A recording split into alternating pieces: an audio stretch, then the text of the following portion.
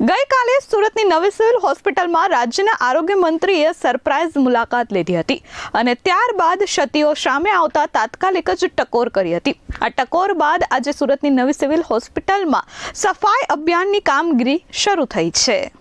સુરતના નવી સિવિલ હોસ્પિટલનું તંત્ર એક્શન મોડમાં જોવા મળ્યું છે। આરોગ્ય મંત્રી પ્રફુલભાઈ પાનસરિયાએ ગઈકાલે સરપ્રાઇઝ વિઝિટ બાદ તંત્ર જાગ્યું છે। આરોગ્ય મંત્રીએ અમુક બાબતોને લઈને ટકોર કરી હતી, ત્યારે હોસ્પિટલમાં હવે ટાઇલ્સ બદલવા અને સફાઈ અભિયાનની કામગીરી યુદ્ધના ધોરણે શરૂ કરવામાં આવી રહી છે। દર્દીઓ માટે રાહત છે, કારણ કે હવે દરેક ગેટ પર વ્હીલચેર સાથે કર્મચારીઓ હાજર રહેશે। આ ઉપરાંત એન્જિયોગ્રાફી મશીન હોવાની ચર્ચા હતી, પરંતુ મશીન ચાલુ છે અને ટૂંક સમયમાં અમદાવાદની યુએન મહેતા હોસ્પિટલ જેવી સુવિધાઓ સુરતની નવી સિવિલ હોસ્પિટલમાં મળવાનો દાવો કરવામાં આવ્યો છે। આજે રવિવાર હોવાથી દર્દીઓની ભીડ ઓછી હતી, જેનો લાભ લઈ આખી હોસ્પિટલમાં ઊંડાણપૂર્વક સફાઈ અભિયાન હાથ ધરવામાં આવ્યું છે। આપ જાણો છો તેમ ગત રોજ માનનીય આરોગ્ય મંત્રીશ્રીએ સિવિલ કેમ્પસની મુલાકાત લીધી હતી।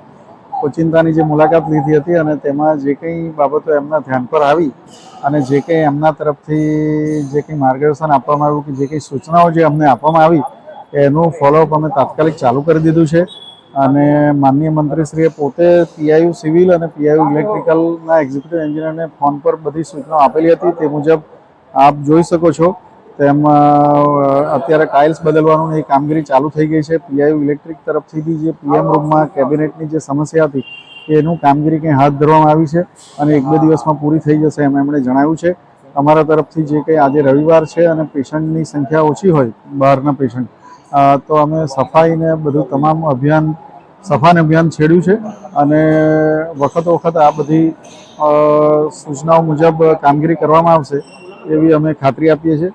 અને વ્હીલચેરને પણ દરેક ગેટ પર વ્હીલચેર સાથે માણસ રહેશે, જેથી કરીને વ્હીલચેર કે એવો કોઈ પ્રશ્ન નથી। વ્હીલચેર પૂરતા પ્રમાણમાં છે, એ પ્રકારનો કોઈ પ્રશ્ન નથી।